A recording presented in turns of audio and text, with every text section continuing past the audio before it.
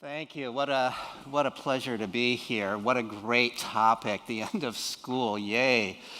I'm an evolutionary psychologist, and what that means is that I'm interested in human nature. I'm interested in how that nature came about by biological evolution, by natural selection. I'm particularly interested in the nature of human children, and most particularly in that aspect, those aspects of children's nature that lead them to become educated. So the big idea that I'm here to talk about is this, that children are biologically designed to educate themselves.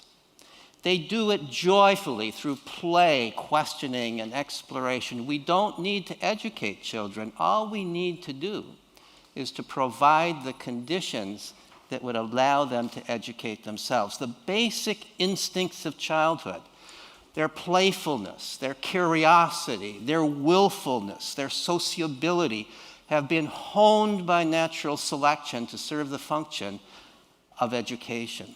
But we take those abilities away when we put them in school and prevent them from educating themselves.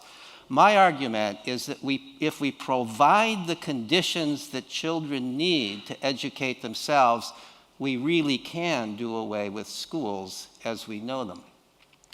Now, some of you might be thinking that I'm crazy. Some of you, more kindly, might be thinking that I'm a hopeless idealist. But I assure you I am neither. I'm a hard-headed realist.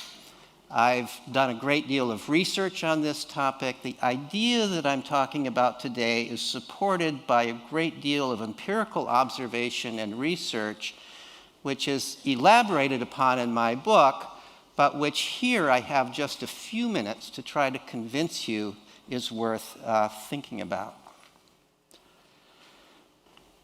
The first way I want to think about this idea is by looking at hunter-gatherer cultures. Now, we were all hunter-gatherers until relatively recently in history from a biological point of view. Some people in certain isolated parts of the world have survived as hunter-gatherers into modern times, and anthropologists have found them and studied their cultures. A few years ago, a graduate student of mine and I conducted a survey of 10 different anthropologists who had studied 7 different hunter-gatherer cultures among them on 3 different continents. We asked them questions about how children became educated in that culture. One of our questions was, how much time do children in the culture that you observed have to play and explore on their own? And the answer that we got from every single one of these anthropologists was all the time.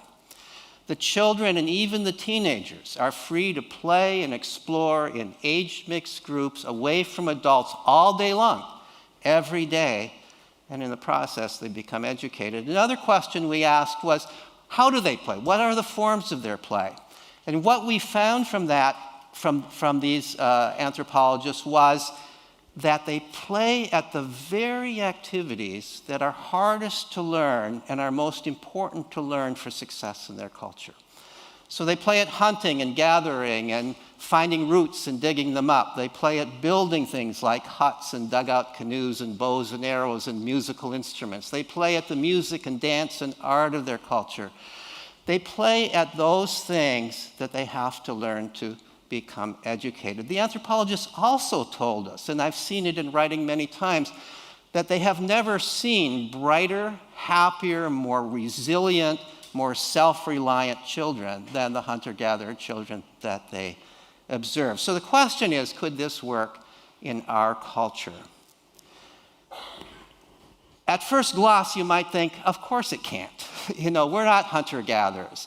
There are things that we have to learn that hunter-gatherer children don't have to learn, like reading, writing, and arithmetic. And moreover, it's not so easy for children in our culture to be exposed naturally to all the skills and knowledge that's important to the culture.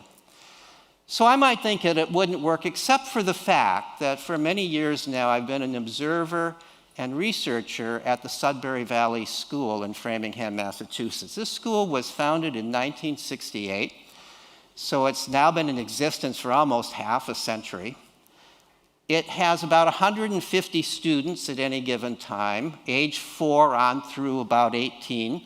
It has about 8 staff members, adult staff members. It operates on a budget that's about half of what the local public schools cost, and it accepts essentially all students who apply.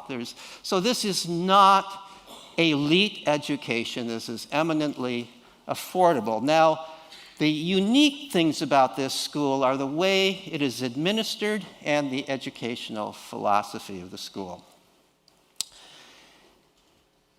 The school operates as a participatory democracy. All of the school rules are made by a school meeting at which each student and each staff member has one vote, and the rules are enforced at a judicial committee which is modeled after the jury system of our larger culture. At any given time, there's one little kid, one middle-sized kid, a couple of teenagers, and one staff member on the judicial committee, and if somebody, whether it's a staff member or a student, violates a rule at the school, they're brought up before the judicial committee, which makes a decision about guilt or innocence and a decision about what the punishment might be if found guilty. So that's the way the school operates. In terms of the educational philosophy, it's essentially the same as that of a hunter-gatherer band. The school offers no curriculum, no tests, no grades, no substitutes for grades. It expects children to decide themselves what they want to learn, how they want to learn, what they want to do. If you were to go through the school at any given time of day, you might see scenes such as on this slide. You would see children in the art room making various kinds of art projects. You might find somebody cooking in the kitchen. You would always find some people in the computer lab. You might find somebody in the photo lab. You might find children building with blocks in the children's playroom. Children playing music in one of the music practice rooms. Kids drawing playfully at a blackboard. Young people maybe playing a game such as chess. Outdoors, you might find people playing down by the brook, or climbing boulders, or fishing in the pond, or playing a game on the athletic field, or strumming a guitar and talking and singing. In the winter, you might find people building a snowman or skating on that pond that they fished in the fall. You might also see them playing in more traditional playground ways. The key to learning at this school is age mixing. The children are not segregated by age. The older children are naturally drawn to the little kids, and the little kids are naturally drawn to the big kids. The little children observe what the older ones can do, and they want to do that. They want to be able to read if they see older ones read. They want to be able to climb trees if they see older ones climb trees. They also learn by interacting with the older ones. In age-mixed games, the older children are constantly scaffolding the behavior of the younger ones, bringing them up to higher levels of performance. So, for example, many children at this school learn to read because they play games that involve reading with kids who know how to read. And the kids who know how to read more or less teach them to read, not because they're trying to teach them to read, but because they almost need to do so to play the game. The advantage of age mixing also goes the other way. The older children are learning to care and be nurturant, to be leaders by helping the younger ones in this setting. And they're also being continuously inspired by the creativity and the energy of the younger ones. So the age mixing is as valuable for the older kids as for the younger ones. The best evidence that this school works comes from follow-up studies for the graduates. Quite a number of years ago, I, along with a colleague, David Chanoff, conducted one such study. We found essentially all of the people who had graduated from that school, almost all of them agreed to be in the study. And what we found was that they were doing very well out there in the world. They had no problems in higher education if they chose to go that way. And they were in a wide variety of careers. They were essentially all of them very satisfied with their lives. Many of them, and this is really interesting to me, many of them were pursuing careers that were direct extensions of passions and interests that they had developed in childhood play. So, for example, one of the graduates was a machinist and an inventor. He was somebody who loved to build things as a kid.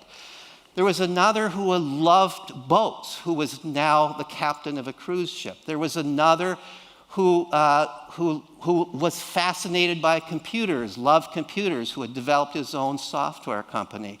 There was another who loved making doll clothes, who is now a pattern maker in the high fashion industry. And I could go on with such examples. People who have time to really pursue what they like to play at could find ways of making a living at that. So on through the rest of their life, they were doing what they were really interested in doing.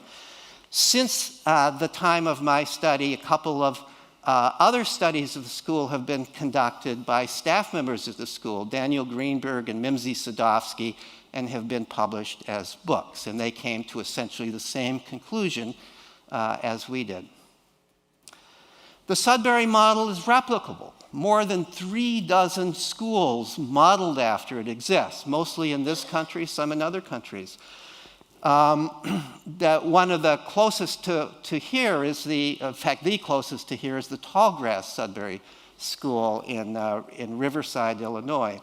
Success at these schools, as far as I can have been able to tell, doesn't seem to depend on socioeconomic class. It doesn't seem to depend on the particulars of the student's personality. Now here I want to describe the conditions that I think are common to a hunter-gatherer band and the Sudbury Valley School, and that really are the conditions that optimize children's abilities to educate themselves. So the first condition is a clear understanding that education is the child's responsibility. When children know that they're responsible for their education, they take that responsibility. When they believe, they're led to believe that somebody else is responsible for their education and all they have to do is do what they're told, then they tend to do that in the minimal way and they don't take responsibility for their education. Second condition, unlimited opportunity to play, explore, and pursue your own interests. Unlimited time, not an hour a day, not 2 hours a day, unlimited time. It takes time to try out different things. It takes time to get bored, to overcome boredom, to find your passion, and it takes time to really delve into your passion. It takes unlimited amount of time. You can't interrupt that with bells and telling people constantly what to do and expect people to really develop a passion. 3, opportunity to play with the tools of the culture, to really play with the tools of the culture. In a hunter-gatherer culture, those would be bows and arrows and knives and fire and digging sticks. In our culture, of course, the main tool is a computer. And it's not surprising that children everywhere in our culture love to play with computers. They know in their bones that this is the tool of the culture, and they need to spend a lot of time with it. So it becomes, in a sense, an extension of their own body.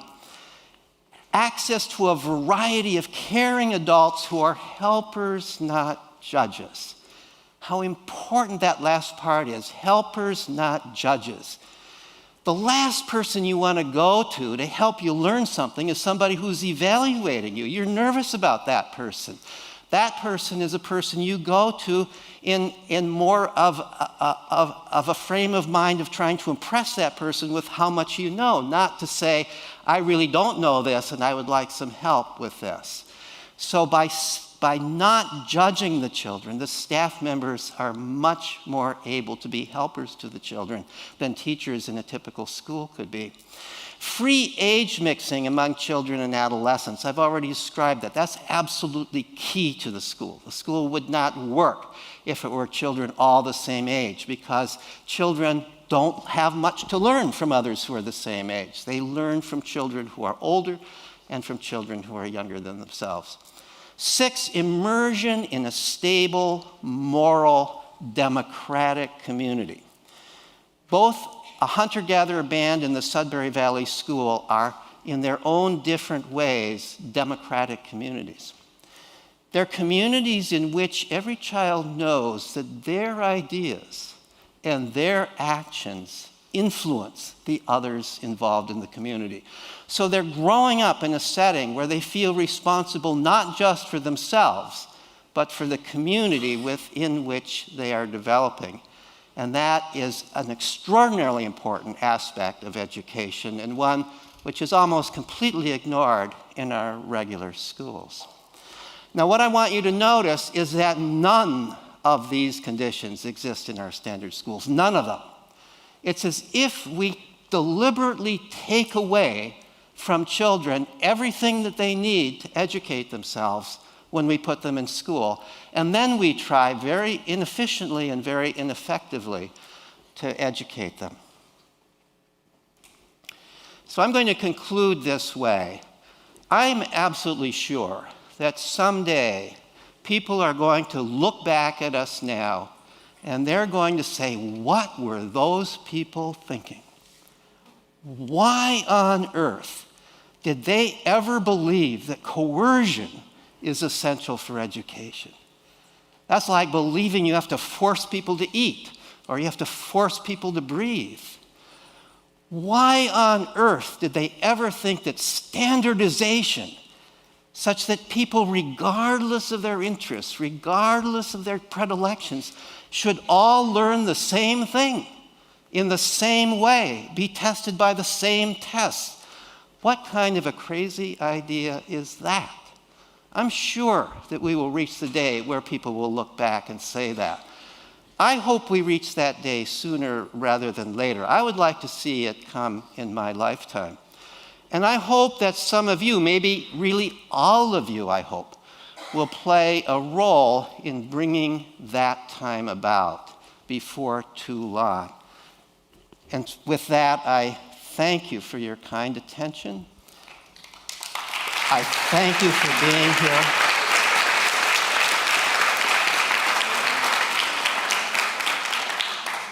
And bless you all.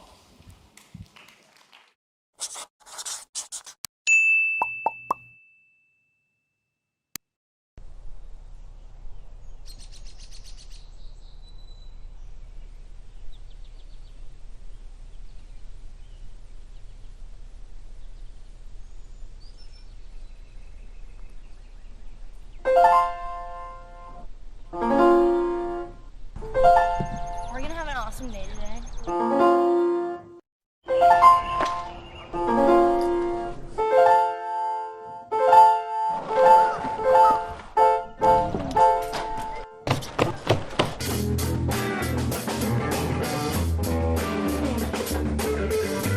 If you ask just about any SVS student what they're going to do today, chances are you're not going to get a very articulate answer.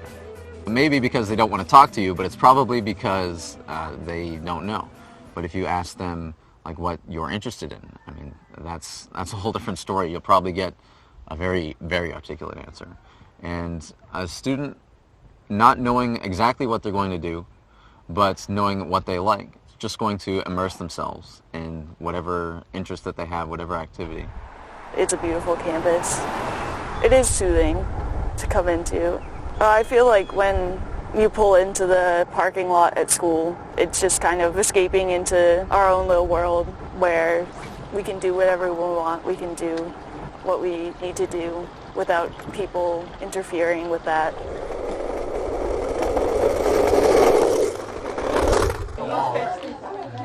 You see how many green cards we have? I gave you all of mine. We have like 20. There's lots of different types of kids who come to Sudbury Valley School. Some have been here their whole lives. Some have just been here a couple of years. I spent 4 years at Sudbury Valley, and in my thesis, I split up those 4 years into a different section because each one I had a uniquely different learning experience, and I had a higher order of thinking every successive year. In my first year, I really spent most of that year just playing video games. One particular video game, actually. A lot of parents and a lot of people who don't know the Sudbury model ask me, well, don't kids just play video games all day? And like, well, what if my kid just plays video games all day? And I mean, that's exactly what I did, and I certainly have no regrets. I did have a pretty close-knit group of friends who all shared the same exact interests as I did, and we were intensely involved in that community. I mean, it was just like anything else that you would be really intensely involved in. It just happened to be video games for us. How do you control it? Here you go. How we've ever survived their onslaught of death. They're just evil bouncy balls. Why? I should have found a safe spot. I actually gotta fix this glitch. Yeah, well, in a couple minutes you'll be blown away by my programming prowess. We studied those video games just like an economist would study the stock market. And I think anything that you put effort into, that type of effort into, would yield some growth in any manifestation. A couple years ago at the picnic, I got together a 5-on-5 basketball game just because we had a lot of players here and it just seemed like a good idea. And after that was done, I realized I had a lot of fun. So when the school year started up, I just decided to start up my own basketball tournament. Hey guys, there's 10 seconds left. No one is forced to play. If you want to play, then we all have a great time. And there's little kids and there's big kids and there's medium-sized kids. We really try and make it as fair as possible. Athletics of the school take a big part in more than just my life. People are running around, playing tag, playing sports, throwing around frisbee, swinging. I mean, when it's sunny and it's nice outside, you see people running around. And when it's raining outside and there's snow on the ground, we still play basketball at school. Can someone take a video? Press the center button and start filming. What? Press what? Center button. Okay. Are you filming? Yeah.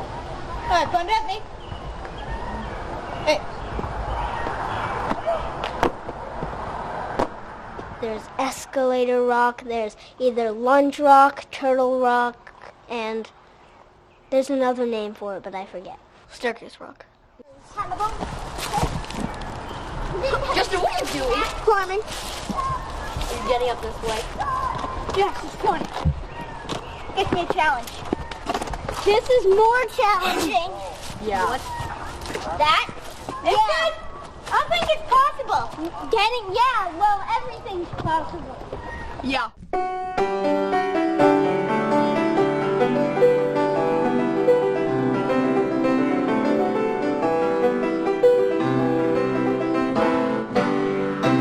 Before coming to Sudbury Valley School, I'd played guitar. It was a growing interest in the background. And then the summer after the first year, I spent some time at Berklee College of Music in a guitar program. And it was like I had used my ears for the first time. In my second year, I was spending lots more time rehearsing for the SVS music productions that we put on a couple of times a year, and I was focusing a lot on that stuff. And it shifted from that all video games to almost all music throughout that year, and that was my major focus.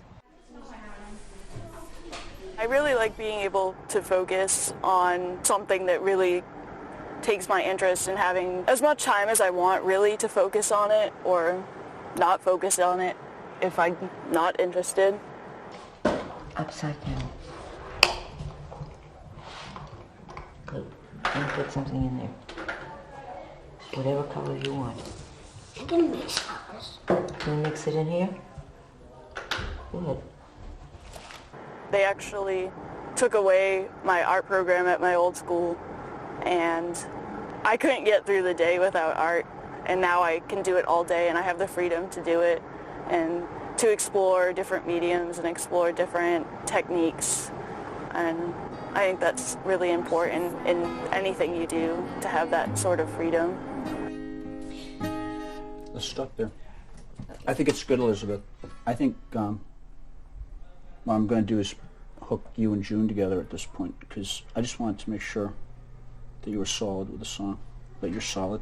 And she knows the piano part. Yeah. So now the two of you will put together an awesome band. Cool. I mostly play classical music. This year I've been focusing on Debussy, Haydn, and now I'm working on a Chopin piece. At the moment home and I've got most of it roughed in, but I'm just working on this new section that I haven't really looked at before. I love having the pianos here at school because I can play just about whenever I want. There's a second piano up in the barn, so if this one's busy, I've always got another one. So I can practice for 3 hours a day if I want to.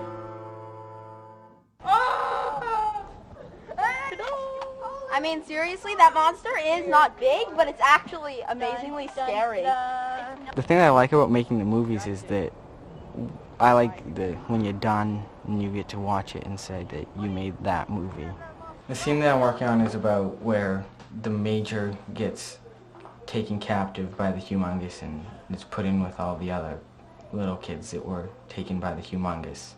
Well, it first started out as a box, obviously.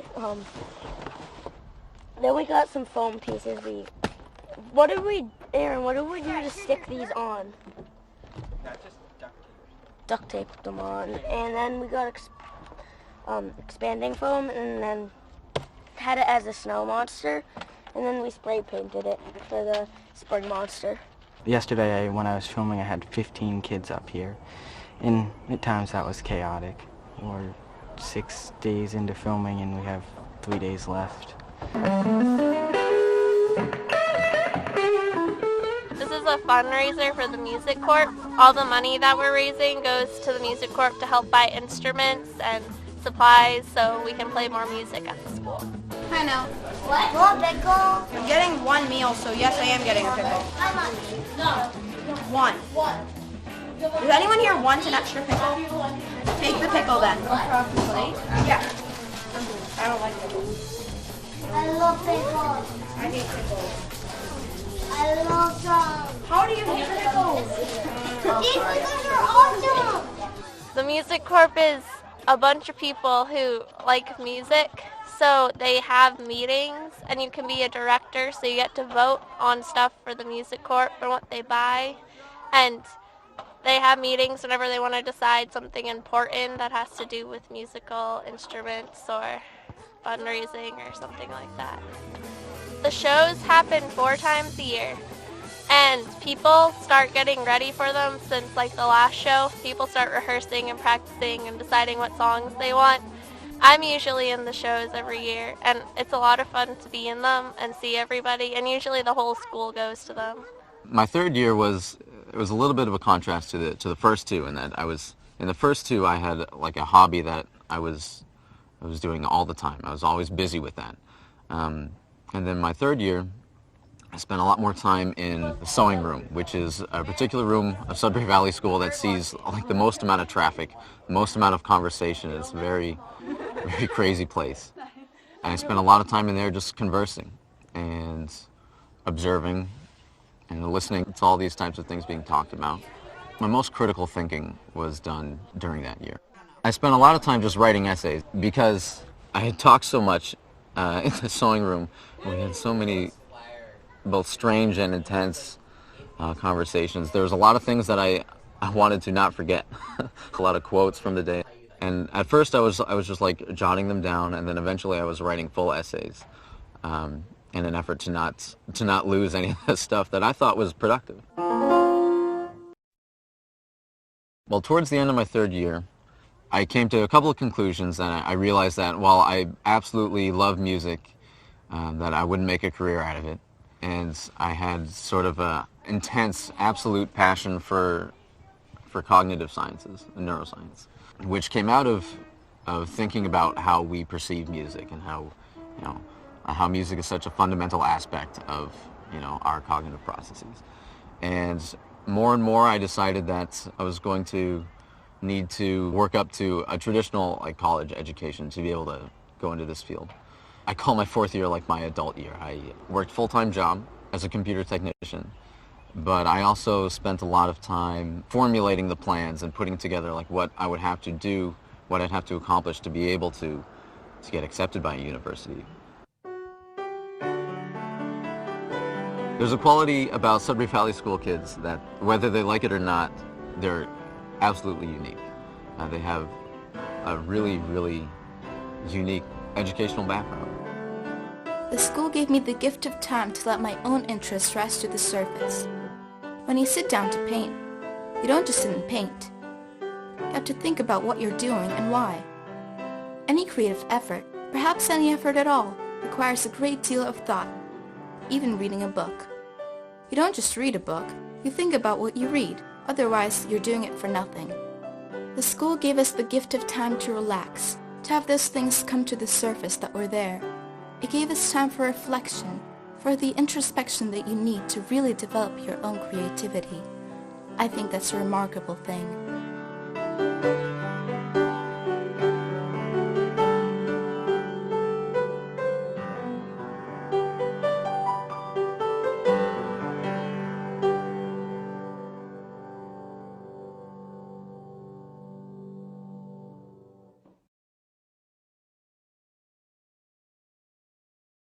I'll call this school meeting to order. Everyone could please first turn off your cell phones and direct your attention to the results of previous school meetings. As the chairman of the school meeting, I am essentially the chief executive officer of the school, which means that I do a lot of things from signing staff contracts, and also I'm ex officio on a lot of the important committees, which means that I run a lot of them. I'm automatically, as chairman, a member of those. So things like managing the budget or dealing with staffing and admissions. I also run the weekly school meetings and kind of just help to manage the day-to-day school affairs. Is there any discussion? If not, we'll vote. All in favor? All opposed? Motion passes. The school meeting is extremely important because it's basically what runs the school. Everything is decided in the school meeting. And, you know, we've delegated to the JC to deal with judicial matters, and we've delegated to certain clerks and committees to deal with things. But ultimately, school meeting is the authority. Everyone that comes to the school is a school meeting member.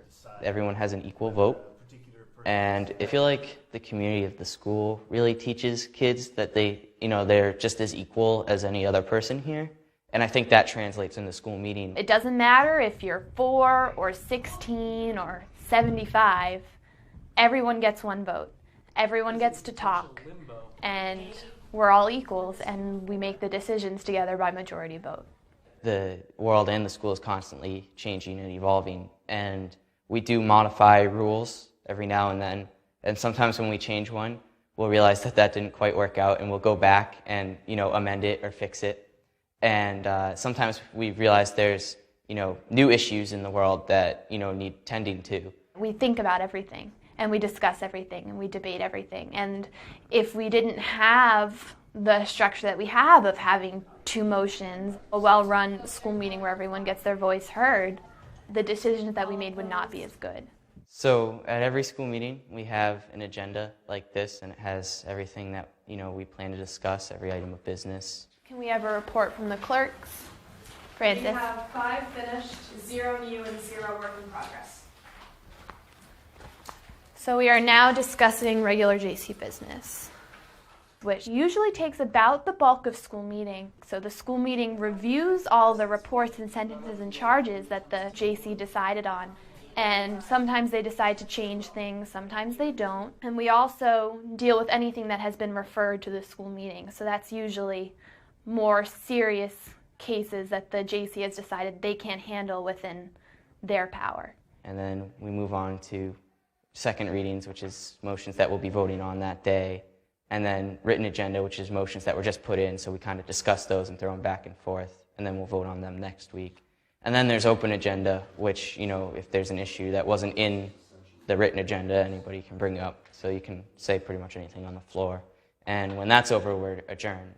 It's exciting and it's interesting, but the reason that it's the most interesting to me is because I really care what's going on in school. I mean, a lot of people, when there's something going on in JC that they think is important, will go to JC, and the same thing with school meeting. And I think it's really, really great because I learned a lot from being JC clerk, and I am learning a lot from being school meeting chairman, and the whole process is one of the things that people benefit most from at this school. Is there any discussion of the results?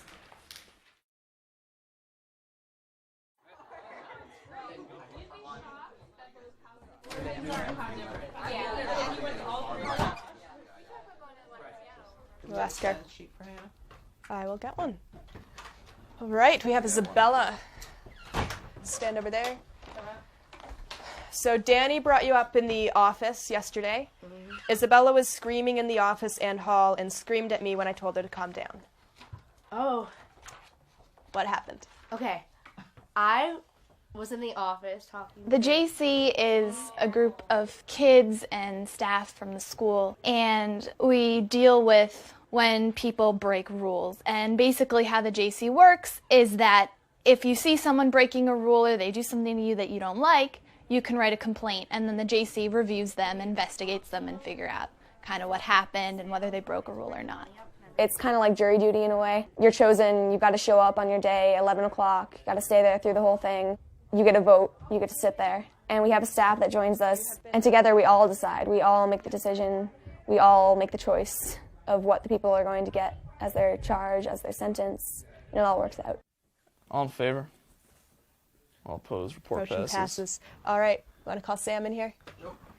The way they made that is just, I think, genius. I mean, you get all kinds of perspectives from a little kid that might see only certain parts of the problem, all the way up to a staff member who might see beyond the problem, or someone my age who might even understand my reasoning more so than other people. I mean, the best part about it is that it's not just a kid my age just saying, look, he's my friend, so I'm going to let him off. I mean, it's all these ideas coming together and making a final judgment. We have a lot of different rules, and most of them are basically common sense. But one of the biggest ones and one of the first ones we made was called infringement, which is basically that everyone has a right to, go about their day peacefully and be able to pursue what they want to pursue without people harassing them or being mean to them. So it's basically that you can't do anything to anybody that they don't want you to do. It's very nice to have this feeling in the community that if someone is bugging you or doing something you don't like, that you don't have to put up with it or you don't need to get an adult. You can say, stop or I'll bring you up. Well, when somebody writes a complaint, there's a line and they write witnesses. And so before we even call anybody in, the complainant, who's the person who wrote the complaint, or the person that they're writing the complaint against, we sort of talk about it as a JC and decide whether we want to talk to the person who wrote the complaint first, or maybe get one of the witnesses, sort of like, a bystander that wasn't really involved, especially if it's a complaint which, might be, well, so-and-so did this to me, but maybe he was provoked and the complaint doesn't say that. And you get to hear it from all sides and figure out really what happened from everybody, not just the people who were involved. And from that, you'll write a report that goes with the testimony. You could write in it what people specifically said, what they didn't.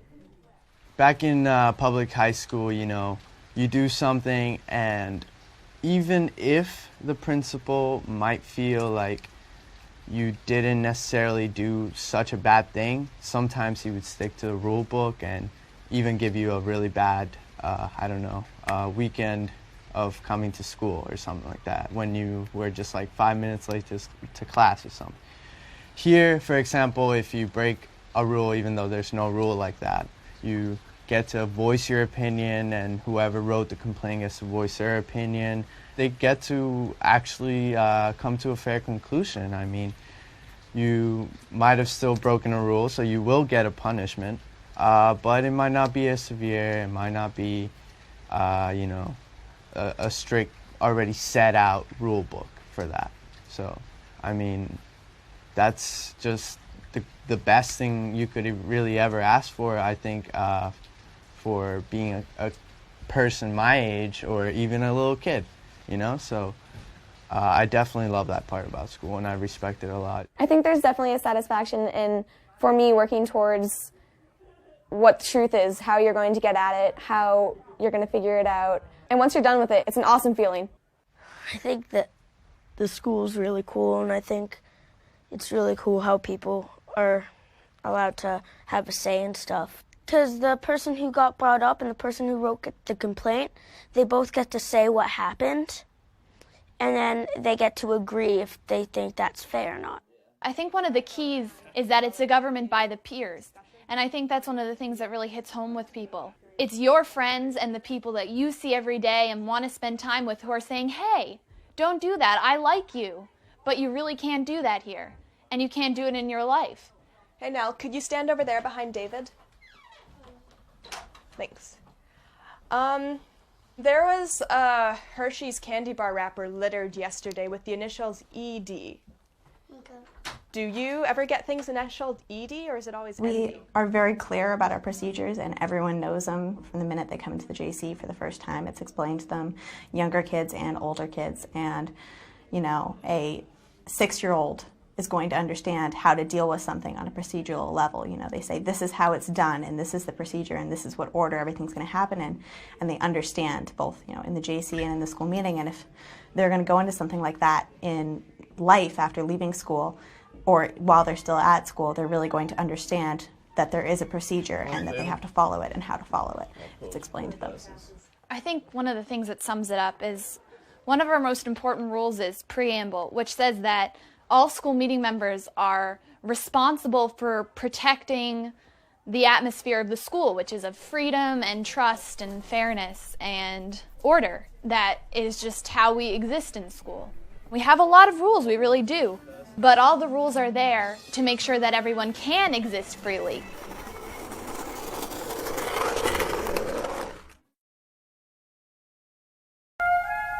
When I first came to Sudbury Valley, my understanding was that my life as a kid, which was running around and doing what I wanted, was going to continue at SVS.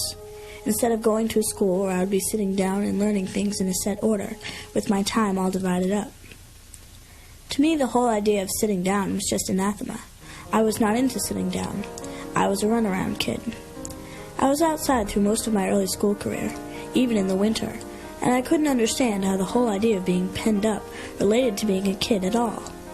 When you're a little kid, adults seem really tired and slow, and there's this big feeling that that's going to happen to you one day. So you'd better play and have fun while you have all this energy.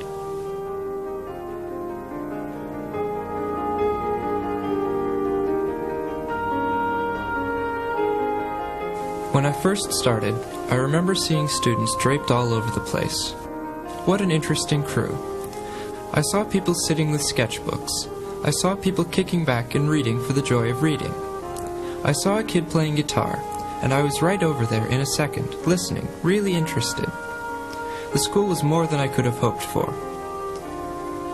What an explosion of things going on. You could smell the fresh food being baked in the kitchen, and you could hear music being played upstairs. And you could go through rooms full of books and more books. And the pond. And just the way people were dressed and the way they looked.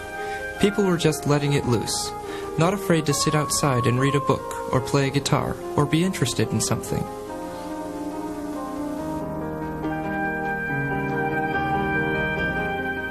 We had our own world. We were solid in our own world. It was a world of children. We were so busy. At Sudbury Valley, there were always older kids who had done things that the younger group was trying to get to. You automatically wanted to be one of the people who could do it too, so you kept trying until you could do it. Everything was always, you have to get one step further. I don't know why. Something naturally makes you want to try, like tobogganing. Instead of tobogganing down this hill, you would toboggan down the hard hill, or you would go over the toboggan jump, or up at the rocks, you would jump across a wider ravine between two rocks. It was never stagnant. Everything was a challenge.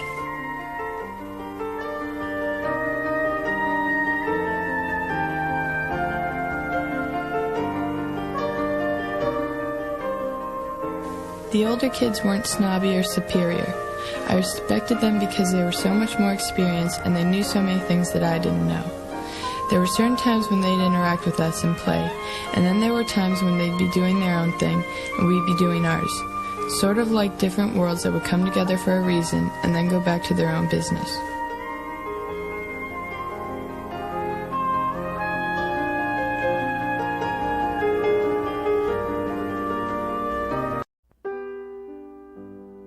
I've been told that as a kid, I'd make friends with everybody. You know, I'd be in the grocery store and make friends with every person that passed, and I was smiling and laughing, and then I went to school. And in this school, you had to be that kind of kid. You know, the kid that would sit like this in the classroom and never would daydream about anything and never would, you know, possibly raise their voice or, you know, play around with the other kids, or I don't know. I don't even understand the type of kid they wanted, but it was a very specific kind. And I didn't fit that. I remember thinking I was stupid. That I was stupid, that I was this like failure. And yeah, I just remember being so sad at that age. I was really sad. I think it was the only time at that age that I was just so sad. I would come off the bus with my head down, and sometimes I would cry, and when crying didn't work anymore, I just gave up. And that, I think, was when my parents got worried. Okay, something needs to change. And I came here, and it was so fast. It was like you went from this really unhappy child to this happy kid where you can, and it makes sense because when you come here at that age especially, the world is open to you. You can explore, you can do anything you want to do. I mean, and I think kids need that. It's something I think in society we've more and more forgotten just how much we need kids to explore, and I was suddenly allowed to explore. This was a place where you walked in and it was like there are these kids that want to learn. These were kids that just were learning in their own way and happy and exploring, and it felt like this like utopian idea of all these kids doing all these things. Yeah, I loved the other kids. I had friends immediately, and I think to its testament, it's a place that also fosters friendship in a very different way, because you're letting kids explore and you're letting kids kind of roam and figure out who they are. They're learning the interpersonal skills in a way that they can't do when they're stuck behind a desk. Because in traditional schooling, you know, they can pass a note to a kid, or I don't know, nowadays maybe with a cell phone or something, but that's the most interaction besides the scheduled blocks that they have. And those scheduled blocks are, you know, recess, where they can finally run around, and they're supposed to somehow in that 1 hour a day, or maybe if they're really lucky, that hour and a half a day during lunch too, somehow they're supposed to build social skills and interpersonal skills. It's not enough. But here, you can do that all day. So kids naturally learn how to deal with conflict. They naturally learn how to deal with the social and interpersonal skill that they need as they get older, even not just in a career, but as children growing, you know, to gain self-esteem, to be a successful kid. People have a lot of focus on being a successful adult, but to be a successful kid, you need these skills. And here we got that in spades.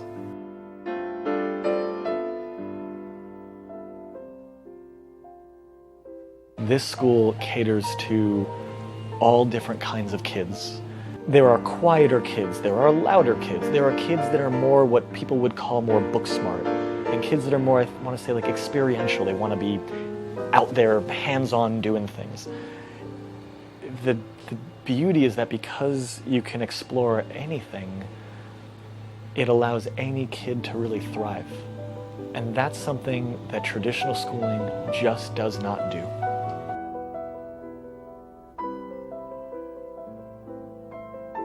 One of the really powerful things about this place is that because you have so many different kids that learn differently, work differently, have different skill sets, you're creating a breeding ground of kids that are learning from each other these different skill sets.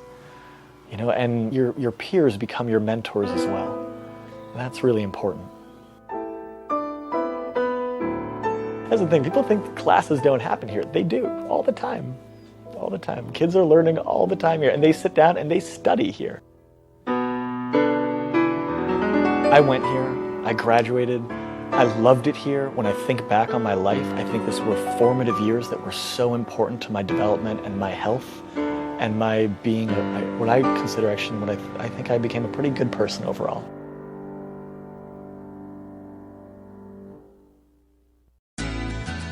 Well, the basic philosophy at Alpine Valley School is we believe everyone's born naturally curious.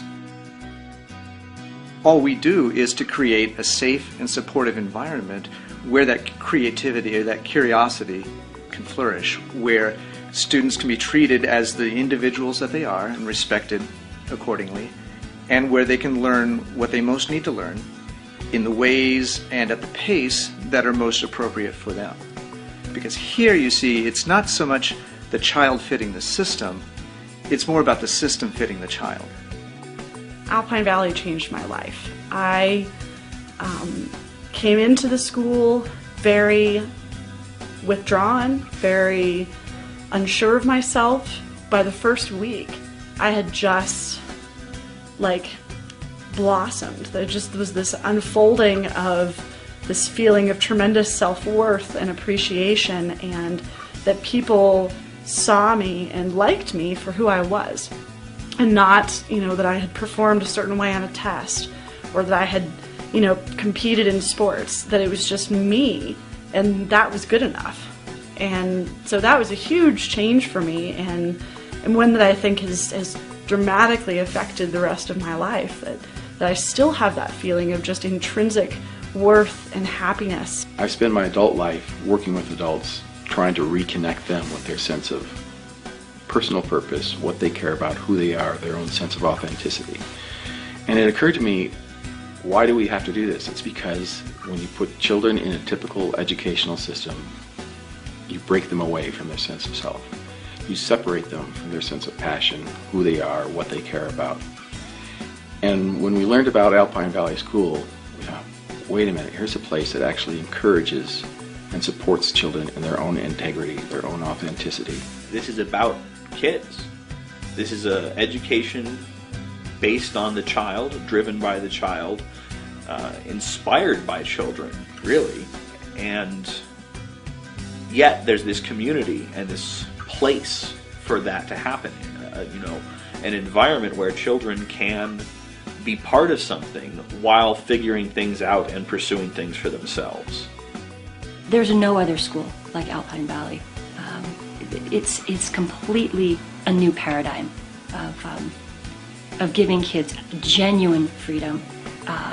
And we may think we give our kids freedom when we give them choices within a certain parameter, for example, whether it's at home or it's at school. It's something different to give them genuine freedom, and something else happens.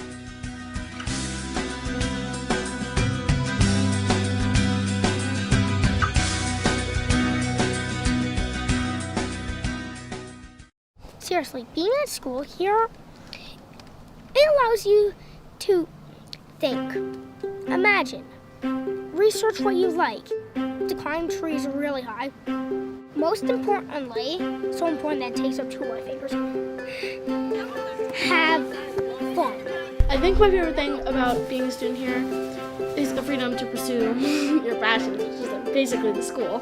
You must just find what you want to do, and it's most likely happening, and if it's not happening, then you can make it happen. So that's the kind of freedom you have here. At the beginning, you're like, instead of doing school where kids do whatever they want all day and everybody's like, what? As we all have this idea that if we don't get told what to do and what to learn and how to learn it, that there's no learning, and there is learning everywhere. We're sold on a myth.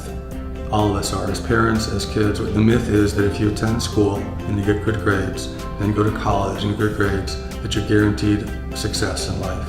I don't want them to become experts in doing what other people want them to do. They have to figure out what they want to do, and nobody can figure that out for them. You need to know who you are, what you want in that moment, have an ability to figure out how to get it. We give kids a tremendous amount of respect and room to figure those things out. I sent her to public school kind of like an experiment. I felt like I sent in this really filled and happy and joyful human being. The interest in learning totally faded. Her self-confidence totally faded. That's just not the environment here. I saw her slowly kind of coming back out of her shell and just being herself, and what's more important than that?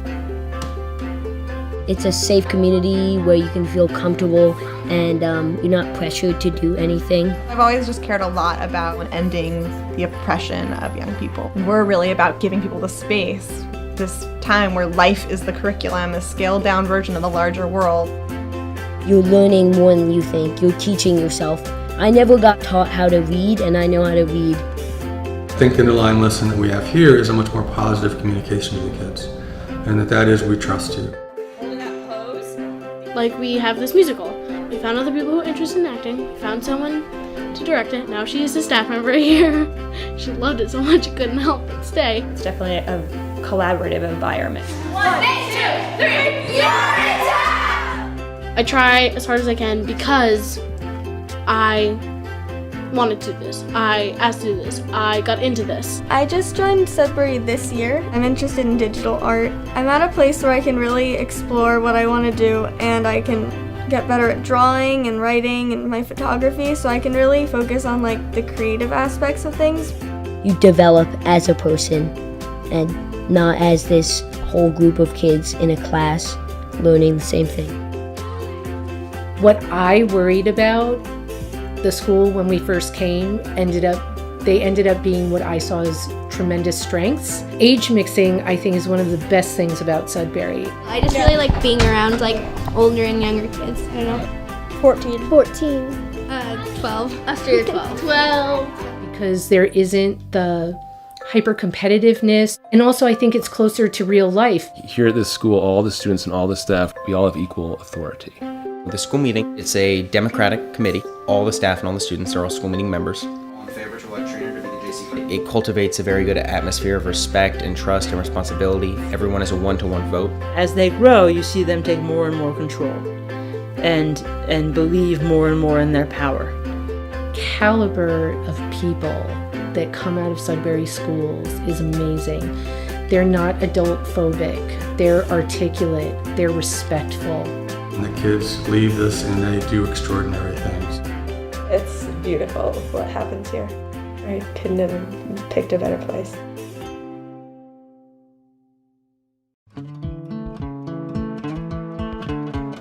The Open School is a self-directed, democratic school serving kids ages 5 to 18.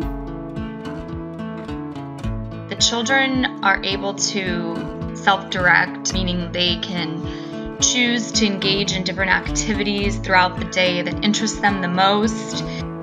The staff help with projects, or like if you need to find out information, they'll help you. The Open School is different from my previous school because I get to decide what I do with my time, and I really enjoy that. It's unlike other schools. Well, it's unlike all schools, to be honest.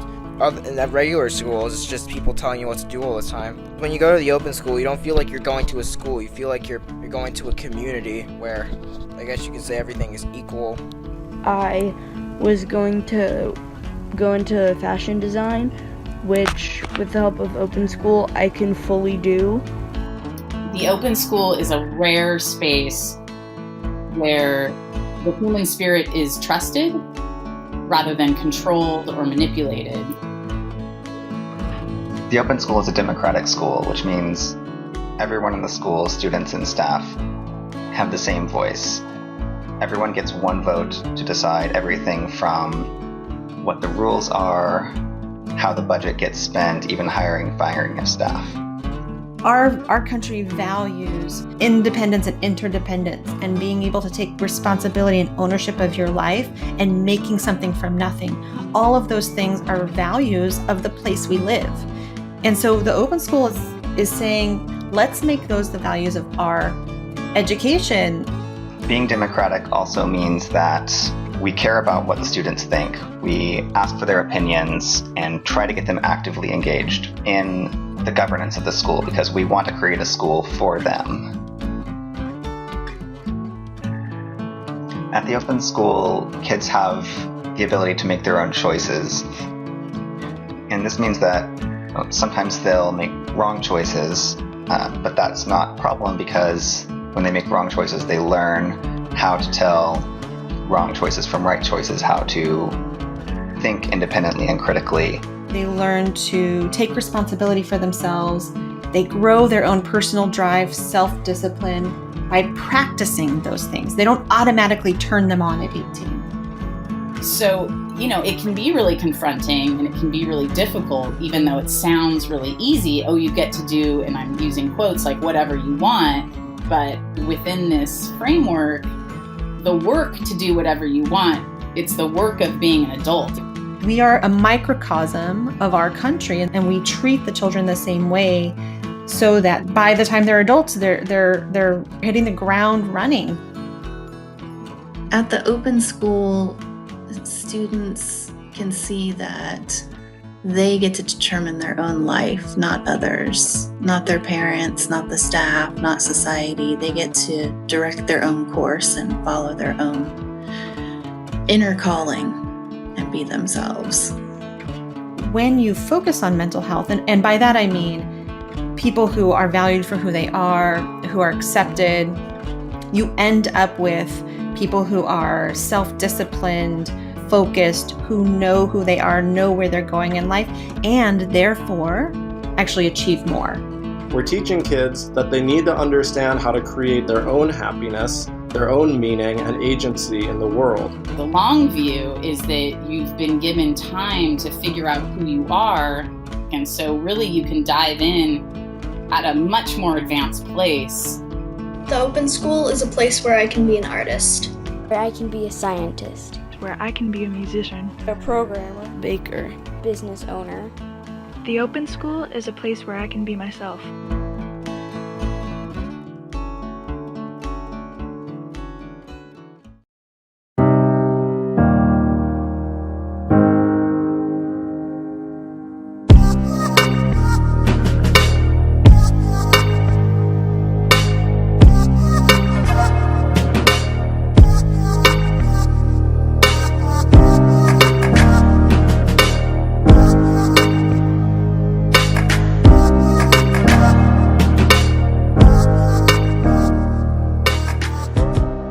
It's a place where like people are encouraged to be themselves. A place where you can learn to just be yourself.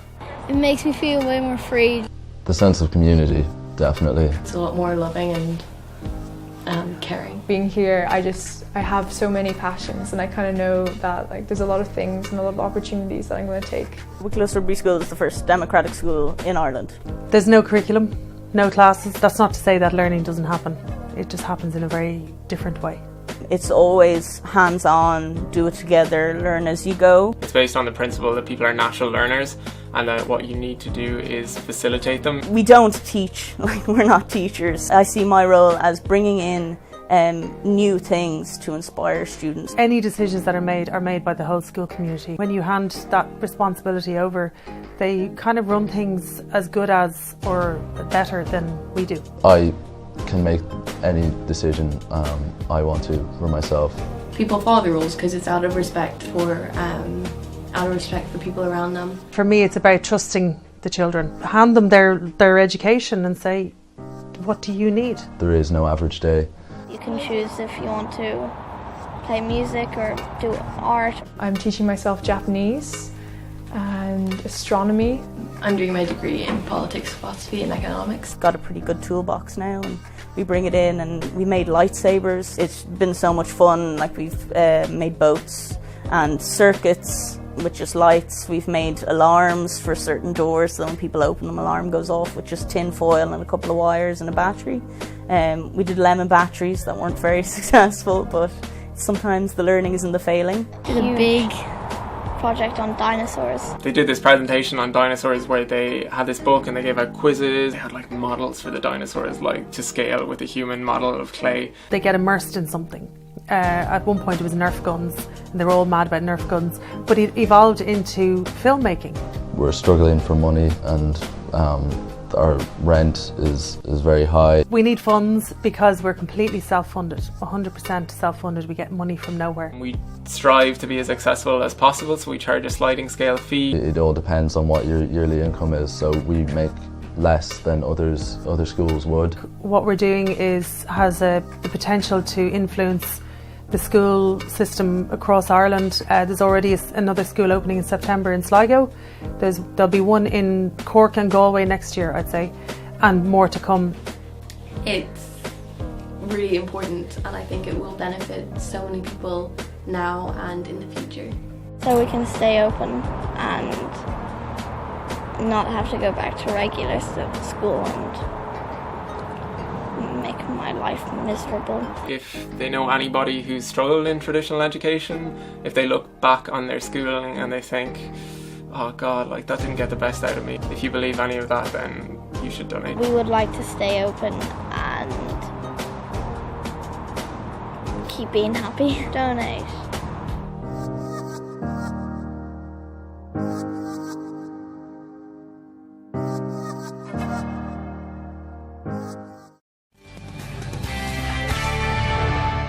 Today, the most radical form of schooling is something called unschooling. Homeschooling where the parent doesn't teach and there are no tests. The kids do whatever they want. And I was surprised to learn there are also schools that practice that. Kennedy checked one out in Massachusetts. If I show up for school, what's my day? Beats me. At Sudbury Valley School, there are no classes, no tests, and no curriculum. Students are only required to show up for 5 hours a day. When you get here, you have to check in. Okay. And when you leave, you have to check out. These are the only half-days in the day. It's just so amazing to just come here every day and know that I can do whatever I want. Sometimes what they want to do is play video games. Others play music for hours. Why did you start Sudbury Valley School? We had children. My wife and I had children, and our oldest child was getting to be school age. And it was a horrible prospect to put him through the regular school system. They do their best to destroy the natural interests, curiosity, and passions of children. Here, nothing is forced on kids, not even learning to read. Don't you think children will figure that out? I learned to read when I was probably 11. Yeah, I taught myself how to read. Oh, really? Yeah. How did you do that? I don't know, I just tried and tried. One of the coolest things about being here is, like, I didn't know if I wanted to go to college last year. Because, like, when you go here, it's not like anybody's telling you, like, yeah, you need to go to college. My path, like, has led me to going to college. At first, it seemed like there were no rules, but there are rules. It's just that the kids have an equal say in making the rules. 1 vote per kid. The community decides everything. And by the community, I mean the collection of students and adults. There is no hierarchy here whatsoever. When they opened the school, everyone was skeptical. The lead lawyer was pacing back and forth on the floor. He said, 4-year-olds have the vote. My God, they'll just vote candy for themselves. The school will never run. But that's not what happens. The kids run a court system. So this is the meeting of the Judicial Committee. Yep. It's basically a school courtroom. Yeah, so instead of going up and telling a teacher, blah, blah, blah, did this, it's like a whole meeting. But I'm still surprised they don't vote themselves candy if they really have this control. Well, it's interesting because since they govern themselves, they're in charge of their own education, the kids are really in charge of the school, and they're much harder on themselves than any teachers or administrators would be. And you have kids ranging in age from 4 to 19. A bunch of 19-year-olds don't want 4-year-olds bouncing off the walls all high on sugar. And we showed the kid playing video games. I would think, I mean, my son would have spent all day playing video games. Yeah, that would be my worry, sending my girls to a school like this. And I think most parents feel that way. I was really surprised to see that many kids were gathered all different ages around computers with each other. They were collaborating. Many of them were in the art studio. They were painting. They were playing music. All right, painting, playing music, but were any learning math and difficult things? They say they do. I mean, it's a hard thing for an outsider to measure. We saw kids who were engaged on computers. They weren't necessarily playing computer games. They might have been doing really intense academic research, and many of them were sitting around reading by themselves. And they must learn something because the parents choose this. It's a private school. They have to pay $8,000. They do. And there are parents who are obviously non-traditional, for whom public school doesn't work. They don't like the model. It doesn't work for their kids. So they seek this school out as a way for their kids to really be in charge of themselves. And they trust. The trust is the most important thing. They trust their kids will learn. And most do go to college. 85% of them, we were told by the founders, go on to college. Now, I'd be nervous about enrolling my kids at an unschool. Parents told Kennedy what convinced them is that this school gets kids to like learning. What is it about the school that attracted you? Well, he wants to come, which has not been the case in several other schools. He told me the other day, he's like, Mom, wake me up for sure. I was like, who are you? What have you done with my teenager who sleeps till 2 in the afternoon? It teaches you for the real world. What did you do in public school that's different from here? Everything's different from public school. Yeah. From here. Because you get to have fun all day. Go to a public school and you watch kids come out for recess and they're like being let out of prison.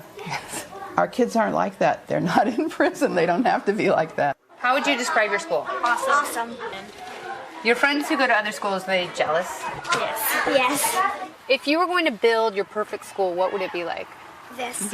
Would it? Yeah, definitely.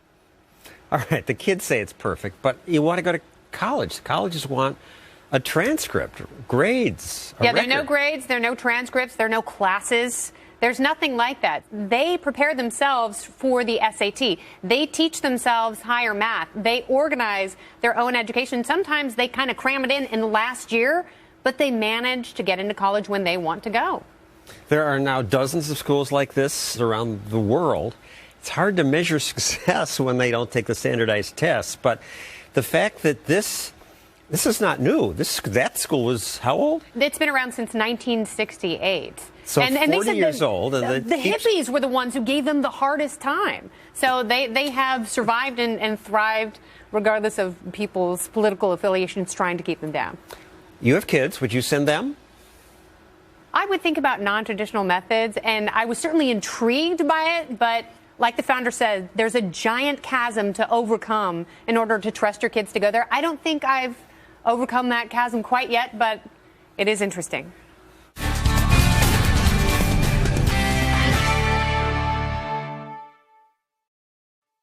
Greetings! I'm the Reverend. Now, in my last video, I explained how the social institution of school is a wretched abomination. But Reverend, I hear you asking, all three of you, what other alternatives are there? Well, that's what this follow-up video is for. Because here, I'm going to explain to you all about the model of education that I fully endorse, the Sudbury model. So sit back, relax, and prepare to get schooled. I am so funny. The Sudbury model of education completely embraces the ideas of self-directed learning and the basic human right to freedom. Sudbury model schools don't have classes or homework or grades or tests or any academic requirements of any kind. You heard what I said. Kids at a Sudbury school are free to spend their day however they like. And more than that, the entire school is run by a completely democratic process. Sudbury schools have weekly school meetings where everything from budget to discipline to the hiring and firing of the adult staff is decided by direct democracy. And everyone in the school, from the youngest student to the most seasoned adult staff, have equal vote. Now, as I just said, there are adult staff, but their job isn't like a normal teacher. They're not there to guide or to encourage a certain development for the students. They're there as a resource. If a student wants to learn about some field that a particular staff has a certain amount of experience in, then they get together and they organize a class based around each of their schedules and each of their levels of commitment or interest or skill in the matter. Other than that, their primary role is really the most obvious one, to be sort of legal guardians, to be there to sort of observe and, to intervene if something goes wrong. But their role is entirely passive. They don't act, they react. Now, you're probably wondering why I support such a radical educational model. Well, I support it for two reasons. The first is that it solves all of the problems that I brought up in my last video. It encourages the natural human learning process instead of getting in its way. It promotes and celebrates basic human freedom instead of squashing it. It gives people room to follow their interests and to find their own identities and to be their own people. And the second reason I support it is that, well, it works. This is not a theoretical model. These schools exist, and they've existed for over 40 years. The first was the Sudbury Valley School. That's where they get their name from. It was founded in 1968 in Framingham, Massachusetts, and has been going strong ever since. There's over 40 of them all around the world.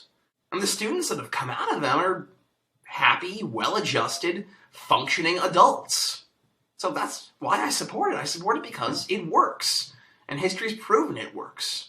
And I want to tell as many people as possible about this, because really it's kind of the education world's best kept secret.